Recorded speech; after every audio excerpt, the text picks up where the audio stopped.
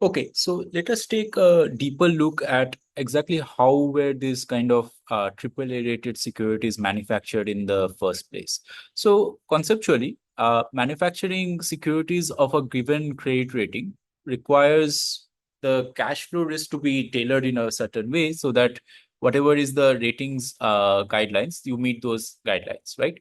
So where is the cash flow risk coming from? So that is kind of like affected by two things. One is what is the probability of default? And secondly, that in case a default happens, what's the amount of loss that is going to be occurring in the event of a default, right? So there were two basically techniques that were used to kind of like reduce this cash flow risk in this new securities, right? So the two things that were involved were basically pooling and tranching. So let's take a deeper look at these two-step procedure, right? So in the first step, which is the pooling phase, what happened was that you have a large collection of assets and they were assembled together in a portfolio, which was referred to as a special purpose vehicle, right? So this portfolio is what is known as the special purpose vehicle. So this was kept separate from the originator's balance sheet to isolate the credit risk of his liabilities from the balance sheet of the originator. So we already discussed this aspect before. Uh, so why was the second step required? Why wasn't it enough to just kind of pull in different assets? Well, if you just had kind of like different assets pulled in, and then on the basis of that, you started paying out without prioritizing who is going to get the money first and who is going to get the money second, and so on. This would be a situation which would be known as a pass-through securitization, right? And at this stage, since the expected portfolio loss is just equal to the mean loss of the underlying securities, then the credit rating agencies would have just have kind of like said that, okay, this is just a weighted average of the uh, credit rating of the different underlying securities, right? And therefore, there would not have been kind of like any enhancement, right? You would not have been able to create a AAA rated security from let's say securities which were all rated triple B and below, right? So how do you kind of enhance this by kind of like creating a new security, right? So the magic lay in the fact that there was a strict priority or ranking in terms of who would be getting the money that would come out of this asset at different stages, right? So basically this is the part which involves about this prioritized claims, right? Remember, these are what are known as tranches against the underlying pool that is coming in, and these were prioritized in the sense that they discussed who would be the one to first absorb the losses that would come in from the underlying portfolio and who would be the second, and so on, right? So if you had two categories called, let's say, the senior tranches and the junior tranches, that would suggest that the junior tranches claims should first be able to absorb the losses, and only after that would senior tranches. So remember, tranches basically means just segment, right? So first you would have the junior segment suffering the losses, and after that only would you have the senior segment suffering the losses. And what that would mean is that if you are thinking of somebody who is in the senior segment, then they would get a credit rating which is going to be higher than the credit rating that would be assigned to the junior segment, right? Because the junior segment is more exposed to the risk.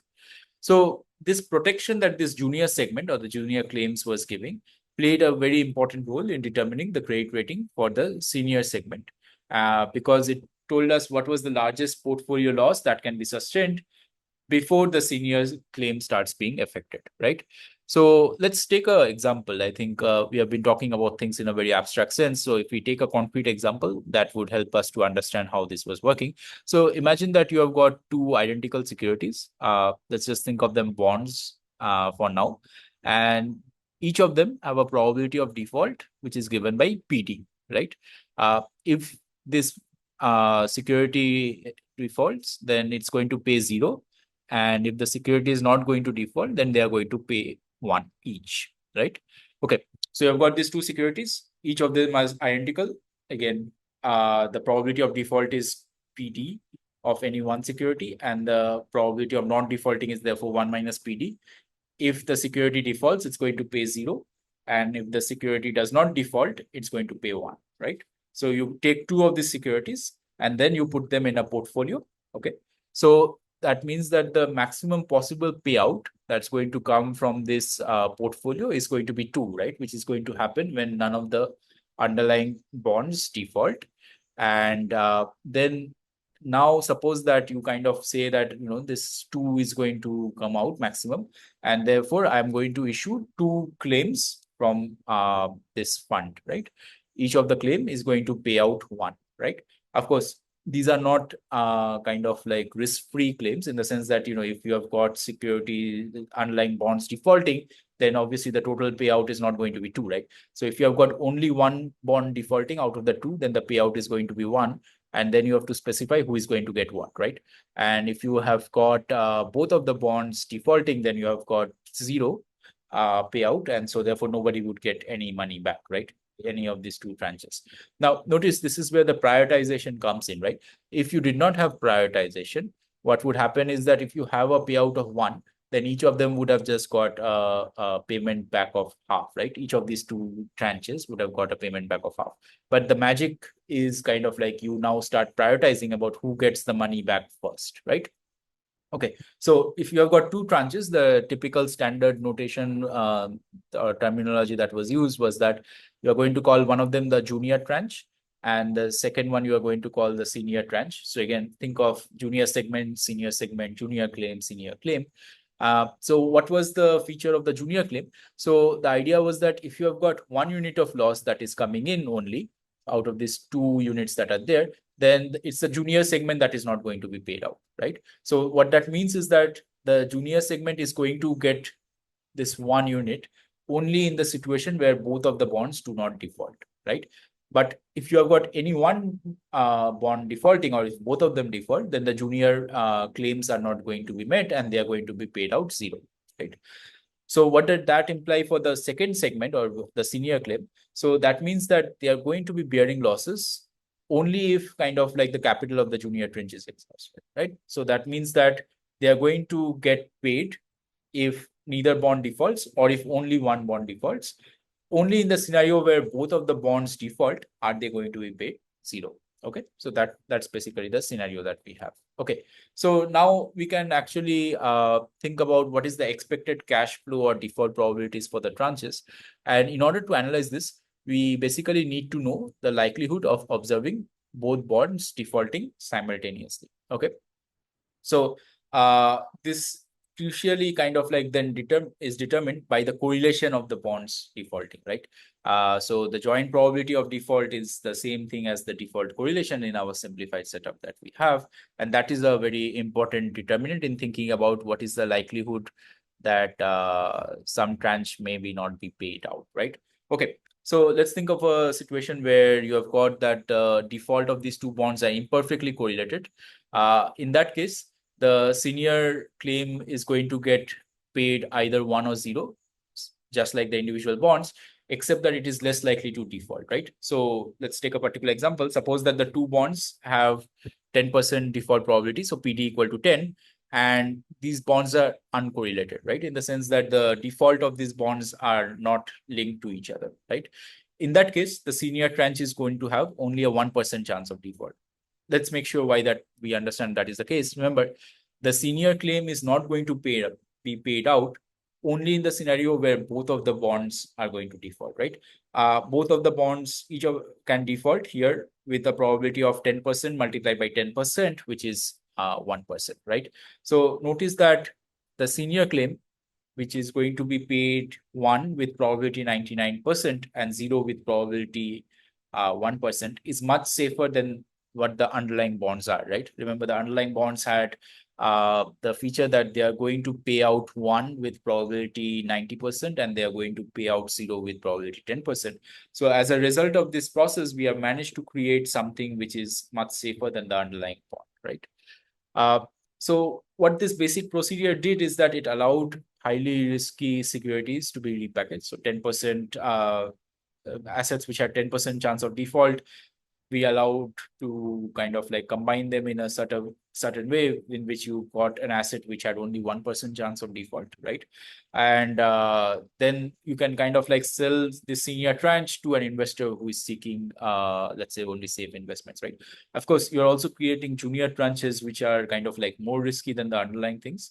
But then you would also expect them to have like low prices and then therefore high promised returns, right?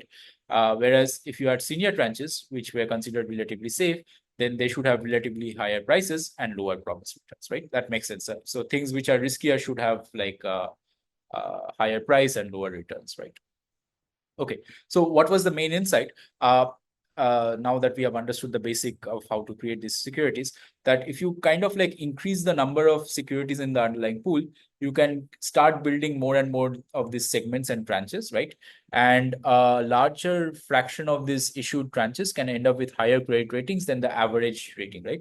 So, for example, if you extend this two bond example to a three bond example, which again is similar to the each of the first two bonds, which so therefore it is again paying out 0 or 1.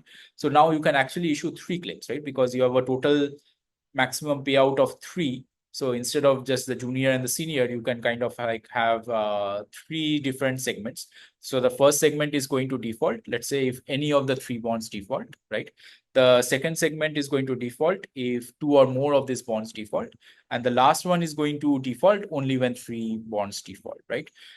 So if we have the same assumptions as we had before, that each of the individual bonds default 10% of the time and the defaults are uncorrelated, then what that would imply is that in order for the senior most tranche to default, you require all three bonds to default at the same time, which has a probability of 10% multiplied by 10% multiplied by 10%, or therefore 0.1%, right? So compare that to the case where we had only two bonds, in this scenario where the senior tranche had a probability of default of 1%, right?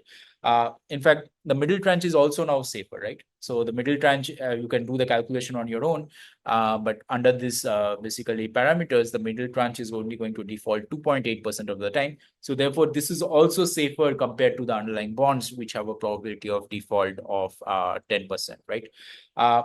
As before, there is going to be at least one tranche which is going to have a much higher probability of default than the underlying bond. So in this case, again, if you do the calculation, the junior tranche is going to default 27.1% of the time, right? So basically, by extending this two bond case to a three bond case, we managed to make 2/3 of the capital as measured by this tranche notational values into claims that are less risky, right? So out of the three, two are less risky. In the two bond case, you had out of the two, one was less risky, right?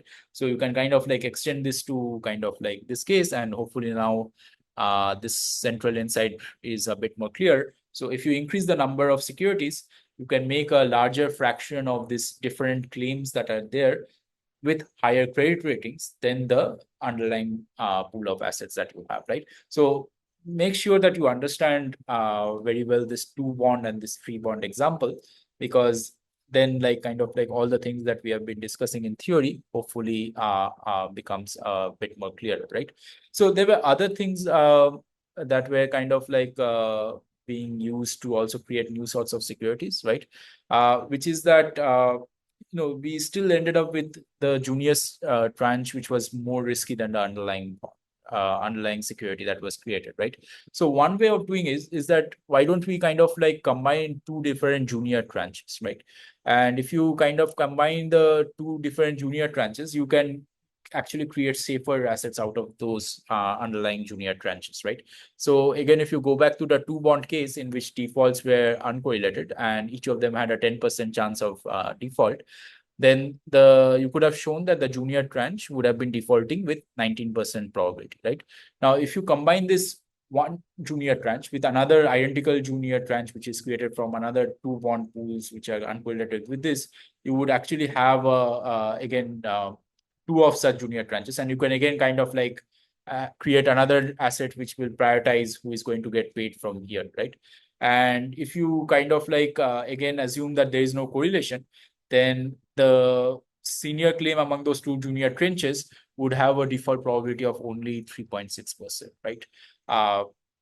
which is again better than the 10%, right? So even if you had those junior tranches, you can combine those junior tranches to create an asset which is again safer compared to the underlying asset, right? So this process, by the way, of creating kind of like collateralized debt obligations from the tranches of other collateralized debt obligations, where what are known as CDO-squared, right? So CDO stands for collateralized debt obligations.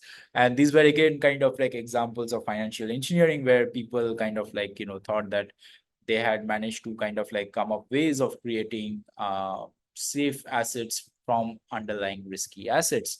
And that is what kind of like led to a lot of these assets being purchased and also being rated as very safe, right? Because of the calculations that you saw. However, this is the crucial bit that was kind of like not that well understood. So a very important assumption in all the calculations that we have been doing so far is that we assume that the underlying bonds were kind of like not correlated, right? So the default probabilities were not correlated.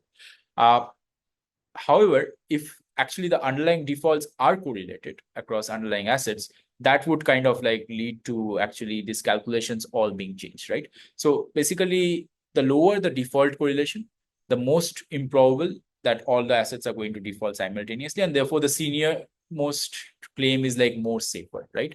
However, if the bond defaults start becoming more correlated, then the senior most claims actually start becoming less safe, right? So let's just take an example. Let's go back to this two bond case where, remember, we had done this calculation, right? Where we had said that the defaults were uncorrelated and each of the underlying bonds had a 10% chance of default. And we had shown that in that case, the senior claim is going to default with probability 10% into 10% or 1%, right? Now, let's change that assumption of uncorrelated to the extreme assumption of perfect correlation of +1, right?